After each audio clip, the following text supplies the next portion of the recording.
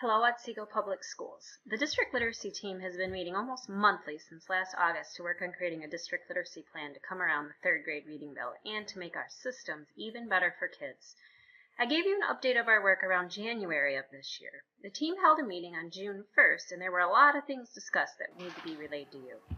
As I showed you in the last update, the plan, which you see pictured here, is comprised of several sections, of which are assessment and data, supporting a culture of readers and writers, instruction, response to intervention or RTI, professional development, and coaching. In the photograph above, you can see the document is rather thick. The team has decided to put this in a binder for you, and it will be distributed sometime next fall. The reason they chose a binder is because it's a living, breathing document, and we know that things will change as we grow and learn as a district together.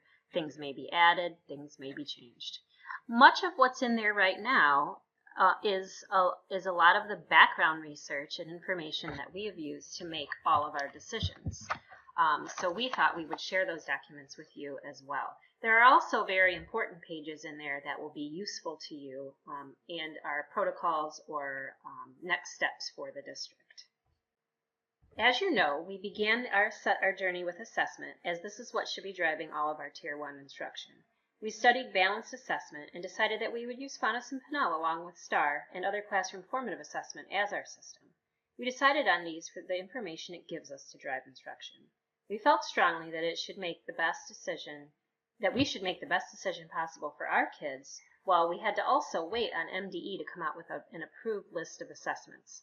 Yep, that's right. Because of the new law, schools must choose from what they call an initial assessment list and one assessment from what's called an extensive assessment list. For the initial, STAR made the list, and for extensive, Fonis and Pinnell made the list. We did not learn about this list until early May, and so we were keeping our fingers crossed all year that the decisions we made in the interest of kids would match up with the law, and it did. It looks like we're in great shape.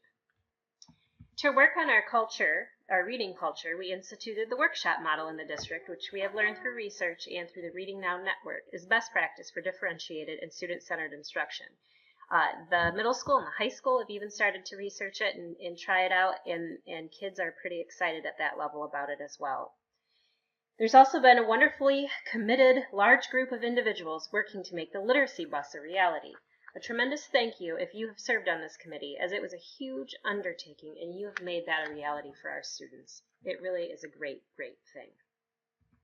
All of this is working our way towards having that Tier 1 discussion along with materials. We began that discussion by working on the question as a lit team of what is balanced literacy? What do we think that means? We also asked the question, does that mean everything within that is taught equally, meaning an equal amount of time and in equal importance? With that, we realized that the answer is no, and that we also need to support our workshop model as we first selected that as a best practice. Dr. Barb Johnson from Byron Center was with us on June 1st to share her staff's journey with running records, MESA units for reading, and then how they eventually moved to the Lucy Calkins units of study when the district had the funds to do so. After listening to Barb, the team was very excited about these units of study for the district, Lucy Calkins that is, and would like to pilot them, but more on this in a minute.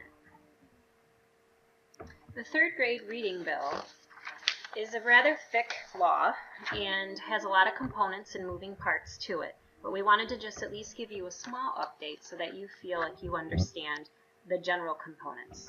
It begins with this year's kindergarten students, and the law requires us, for students that are deemed more than one grade level behind, to deliver next year what's called an IRIP, an individual reading improvement plan for those kids. What one or more grade levels behind in reading looks like can be up to the district and defined by the district, and so the team has been talking about that quite a bit.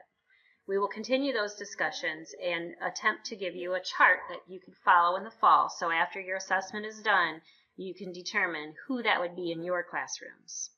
A parent letter is being created by the district to notify parents of the IRIP meeting. IRIP meetings must be held within 30 school days of the assessment.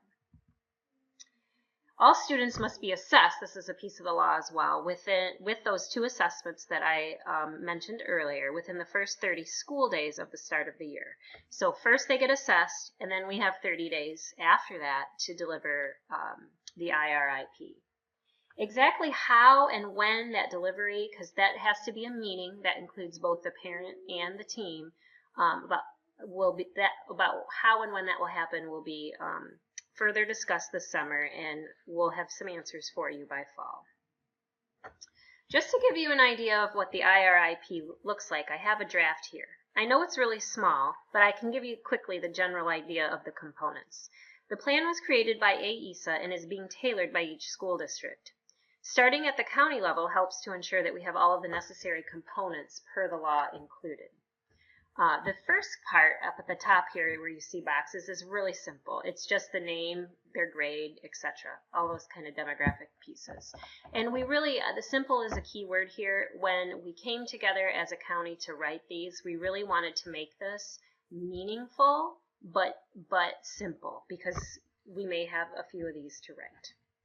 The second piece here is nothing to enter. It's actually just a Faunus and Pinnell chart that shows at the beginning, in the middle, and the end what the target is for each grade level for kindergarten through 3rd grade, as these are the kids that would be on IRIPs. The next section is the data section. This would be where we enter some information. Where you see those cute little bar graphs is where we would enter the Faunus and Pinnell target versus where they scored at. So you could see very clearly in a visual what the gap looks like. We would also enter STAR data, and we would also enter attendance data. The countywide group felt the attendance data would be very important for an IRIP, as we can put a lot of great interventions in place, but if they don't come to school to get them, we're going to have trouble pushing them forward. Census is a plan that's developed and worked with parents to develop it. This is a great opportunity to have conversations about attendance if that seems to be an issue for the child. The next spot is simply a checklist where, per the law, we have to basically give information on the areas of deficiency. So, for example, you might check comprehension and fluency. The section right underneath it would also then link to what are we going to instruct on, and of course we would instruct for that child on comprehension and fluency. We would also then check what interventions we're using. Now, the checklist for interventions is probably going to be somewhat broad, as we have lots of very specific interventions that we can do for any given child. So the team has discussed potentially having addendums to this where we would describe much more specifically the intensity or time that the child is spending in that specific intervention, maybe who is delivering that intervention, so that if it's not working, we can go back and adjust accordingly. We need to know that information to be able to adjust.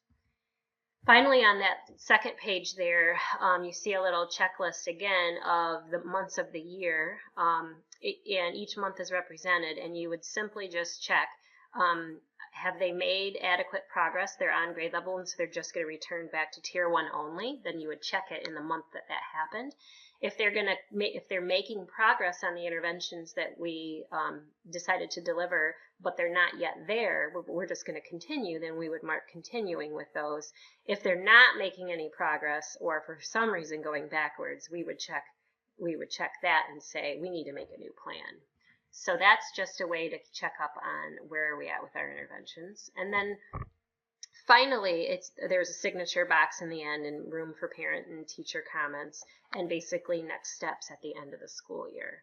The very bottom box is going to be a for office use only, and it's just a way to document each time we've had contact with the parent and how we've done it. So again, just a checklist like, here's the date and it was an email. Here's the date, it was the IRIP meeting. Or here's the date, it was a phone call. Because we need to engage parents, it's imperative that we keep track of that. The idea behind how many times we would meet on the IRIP with the parent would be once in the fall and once in the spring. I mentioned earlier the potential pilot for the Lucy Calkins material. So the team, I mentioned that the team began reviewing both MESA and Lucy because these are closely matched with the workshop model. I mentioned that Dr. Johnson helped us go through those and explain their journey, and that the team decided they wanted to pilot Lucy.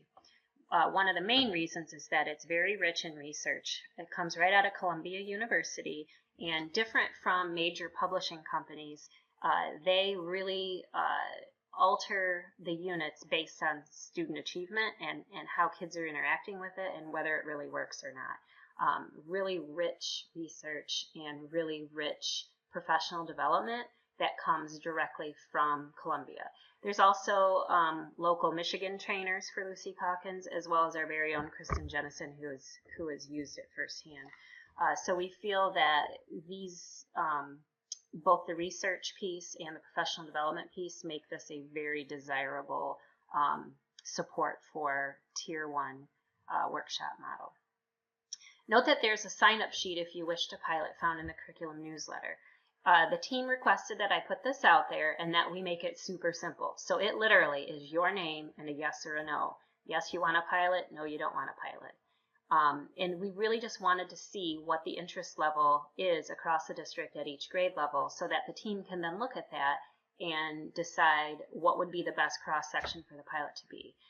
This won't be a free pilot, so we do have to actually purchase the kits to perform the pilot, and we're willing to do that. But because of that, there might not be finances available this coming year to let everybody who says yes pilot. But we do need to know what your interest level is, again, so that we can pick a good cross-section for the pilot. And we would appreciate it if you could fill that out. If you get selected for the pilot, we'll of course let you know, and then we will let you know what those next steps would be for you to get going with that as well. Okay, so please look at the curriculum newsletter, find that link, and sign up, whether you're a yes or a no, so that we're not left wondering what you're thinking. That would be very helpful. Then the team that pilots will have further discussions about our Tier 1 program and how Lucy's working next year, as there might be components that we need to make sure that we're adding in there, perhaps for grammar or for word study, things along those lines. There's some videos and sample units that I would encourage all of you to get online and take a look at. Some of the videos are pretty good. You may have to set up a password to get into the website to take a look at the videos. I listed here the units of study for teaching reading video orientations, grades K through 5. I think those would be a really good set to watch. You can also get on Lucy Calkins' site and download a sample unit for your grade level as well. That does require you also to fill out just a quick form with your name, I believe your email, and the fact that you're a teacher and what district you work for. It's just, I think, information they collect. I would encourage you to do this over the summer. I hope you feel like you have some ideas about the third grade reading bill, what it's all about, and get a sense of how your assessment in the fall is going to lead to potential IRIPs for students in our district. I think these IRIPs, as required by the law, will be a very great driving force in achievement for these kids that are struggling. I'm really excited to see how they work for us. The district literacy team has really worked hard to put a comprehensive plan together and to be able to attack achievement. If you see any of them around, please give them a big thank you, as they have really put their time, their energy, their passion into this team. A lot of feedback, a lot of conversations. I'm really quite proud of this group. Thank you and have a great day.